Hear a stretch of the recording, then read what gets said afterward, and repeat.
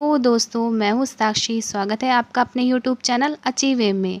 Friends, आज हम आपके लिए संविधान कॉन्स्टिट्यूशन के मोस्ट इम्पोर्टेंट सिलेक्टेड क्वेश्चंस लेकर आए हैं जो आपको यूपी ट्रिपल एससी पीईटी के लिए बहुत ही बेनिफिशियल होंगे। दोस्तों, यहाँ से पूरे के पूरे 5 नंबर से क्वेश्चंस पूछे जाएंगे, तो प्लीज़ वीडियो को लास्ट तक देखें। और जो वीडियो पर न्यू है तो चैनल को सब्सक्राइब कर लीजिए और बेल आइकन ऑन कर लीजिए, जिससे कि आने वाली सभी वीडियो आपको समय से मिलती रहे। तो ज़्यादा देरी नहीं करते हुए चलते हैं अपने क्वेश्चंस पर। Let's start. The first question is, भारतीय संविधान को अंगीकार किया गया था। दोस्तों, बताना है यहाँ पर कि भारत का जो संविधान है उसका अंगीकार कब किया गया था। तो उसका राइट आंसर होगा ऑप्शन सी, 26 नवंबर 1949। 26 नवंबर 1949 को भारत संविधान का अंगीकार किया गया था या फिर अंगीकृत किया गया था। नेक्स्ट, निम्नलिखित में से किस तिथि को भारतीय संविधान लागू किया गया था। बताइए दोस्तों कि किस तिथि को भारतीय संविधान लागू किया गया था। तो इसका सही उत्तर होगा ऑप्शन ए, 26 जनवरी 1950। 26 जनवरी 1950 को भारतीय संविधान को लागू किया गया था। और 26 जनवरी को कौन सा दिवस मनाया जाता है? 26 जनवरी को गणतंत्र दिवस भी मनाया जाता है। कौन सा दिवस मनाया जाता है दोस्तों? गणतंत्र दिवस। किस वर्ष भारत में प्रभुत्व संपन्न प्रजातांत्रिक गणराज्य बना? बताइए दोस्तों, किस वर्ष भारत में प्रभुत्व संपन्न प्रजातांत्रिक गणराज्य बना? तो इसका सही उत्तर होगा 1950। Option D is the right answer. 1950 में भारत एक प्रभुत्व संपन्न प्रजातांत्रिक गणराज्य बना, जब उसका संविधान लागू हुआ था। नेक्स्ट, संविधान की उद्देशिका में कितनी बार संशोधन किया जा चुका है? बताइए दोस्तों कि जो संविधान की उद्देशिका या प्रस्तावना है उसमें कितनी बार संशोधन किया गया है। तो इसका सही उत्तर होगा ऑप्शन सी, एक बार। संविधान की उद्देशिका में एक बार संशोधन किया गया है। दोस्तों, इस संशोधन में 42वें संविधान संशोधन के द्वारा किया गया था और यह 1976 में संशोधन किया गया था। और इस संशोधन में समाजवादी, पंथनिरपेक्ष और अखंडता शब्द जोड़े गए थे। नेक्स्ट क्वेश्चन, भारत के संविधान की प्रस्तावना में प्रथम संशोधन कब किया गया था?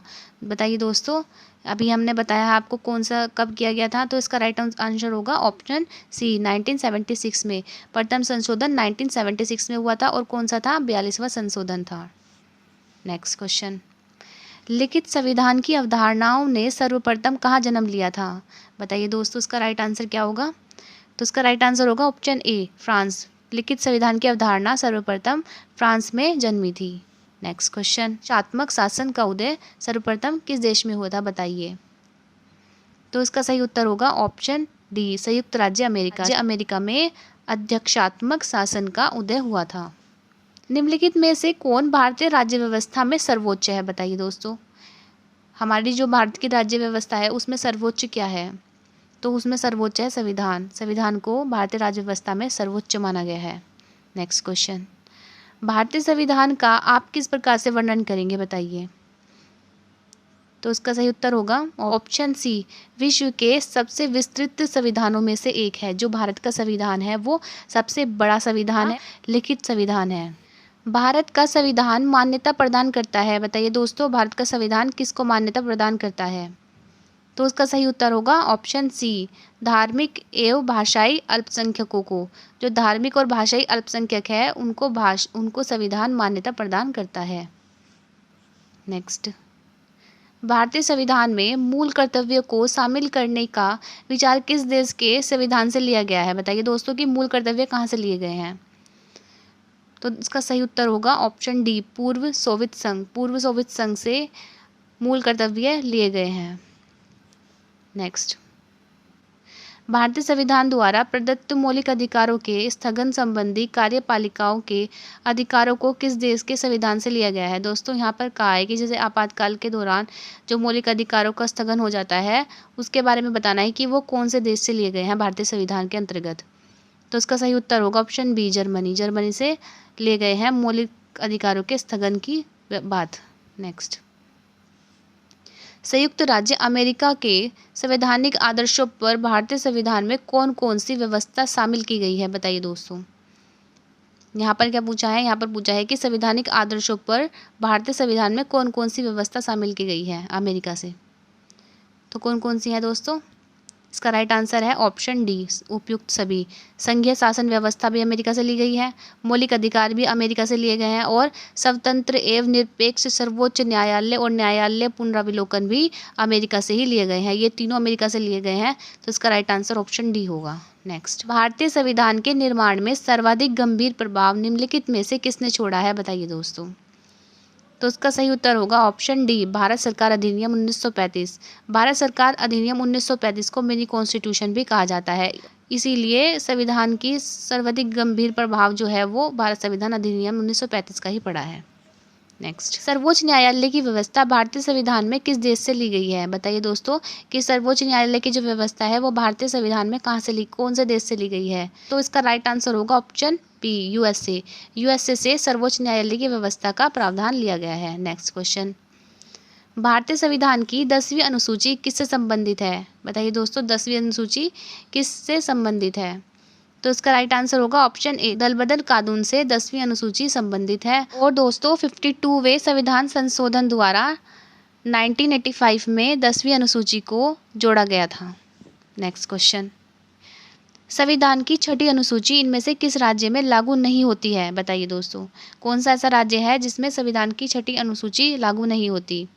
तो इसका राइट आंसर है ऑप्शन डी, मणिपुर। मणिपुर में संविधान की छठी अनुसूची लागू नहीं होती। तो हमारी छठी अनुसूची थी संविधान की, इसमें कहा गया था कि इसमें असम, मेघालय और त्रिपुरा, मिजोरम इन चारों राज्यों को के जनजातीय क्षेत्रों को प्रशासन के बारे में प्रावधान है, तो ये बात बोली गई थी। तो इसमें चार राज्य आते हैं, कौन कौन से दोस्तों, असम, मेघालय, त्रिपुरा और मिजोरम, इसमें मणिपुर नहीं आएगा।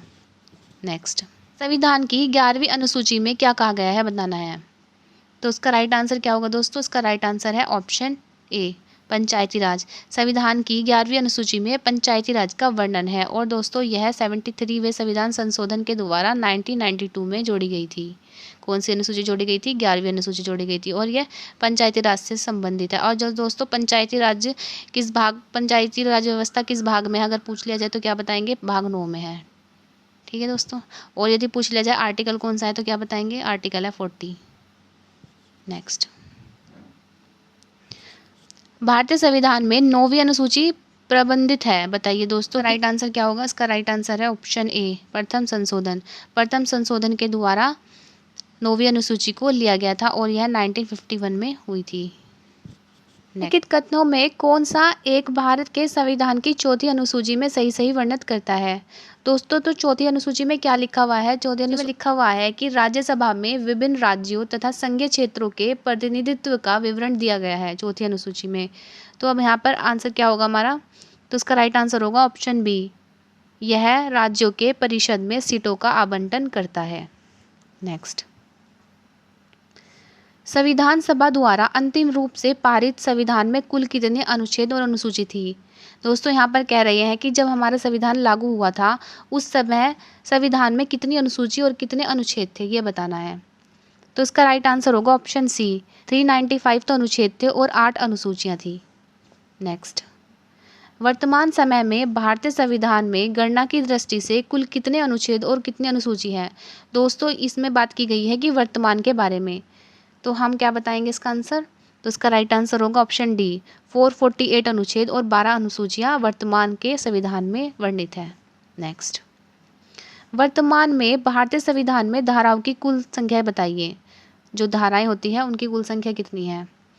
तो इसका सही उत्तर होगा ऑप्शन बी, 395। वर्तमान में भारतीय संविधान में 395 धाराएं हैं। नेक्स्ट क्वेश्चन, संविधान के किस अनुच्छेद में यह अंकित है कि इंडिया अर्थात भारत राज्यों का एक संघ है। तो बताइए दोस्तों कौन सा इसका आंसर सही होगा। तो इसका सही उत्तर है ऑप्शन ए, अनुच्छेद 1। आर्टिकल 1 में यह दिया गया है कि भारत अथवा इंडिया राज्यों का एक संघ होगा। नेक्स्ट क्वेश्चन, भारतीय संविधान में किन अनुच्छेद में नागरिकता संबंधी प्रावधान है। बताइए दोस्तों कौन से अनुच्छेद हैं जिनमें नागरिकता संबंधी प्रावधान दिए गए हैं। तो उसका सही उत्तर होगा दोस्तों ऑप्शन बी, अनुच्छेद 5 से लेकर 11 में नागरिकता का वर्णन है। और दोस्तों ये कौन सा पार्ट है, ये पार्ट है 2। नेक्स्ट, राज्य पुनर्गठन अधिनियम कब पारित किया गया था। बताइए दोस्तों कब पारित किया गया था राज्य पुनर्गठन अधिनियम। तो इसका सही उत्तर है ऑप्शन सी 1956। 1956 में राज्य पुनर्गठन अधिनियम लागू किया गया था और इसका भाषा के आधार पर गठित होने वाला प्रथम राज्य कौन सा बना था दोस्तों? आंध्र प्रदेश।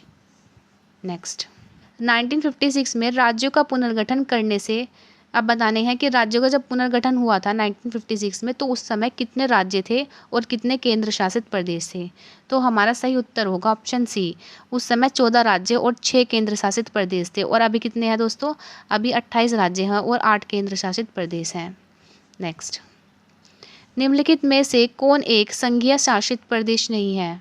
बताइए दोस्तों कि यूनियन टेरिटरी नहीं है, वो बतानी है। तो हमारा लक्षद्वीप भी यूनियन टेरिटरी है, दादर और नागर हवेली और दमन दीव अब मर्ज कर दिए गए हैं तो वो एक यूनियन टेरिटरी बन गई, वो भी यूनियन टेरिटरी है। पुडुचेरी है वो भी यूनियन टेरिटरी है, पर नागालैंड जो है वो यूनियन टेरिटरी नहीं है, वो एक राज्य है। तो इसका राइट आंसर नागालैंड होगा, option D is the right answer. Next, निम्नलिखित में से कौन केंद्र शासित प्रदेश नहीं है? यहाँ पर भी आपको बताना है कि यूनियन टेरिटरी नहीं है, वो बतानी है। कौन सी होगी दोस्तों, बताइए।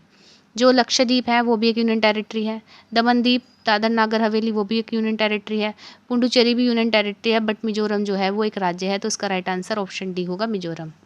नेक्स्ट, पुडुचेरी को किस वर्ष भारतीय संघ में सम्मिलित किया गया था? बताइए दोस्तों कि पुडुचेरी जो है यूनियन टेरिटरी, उसको किस वर्ष भारतीय संघ में सम्मिलित किया गया था?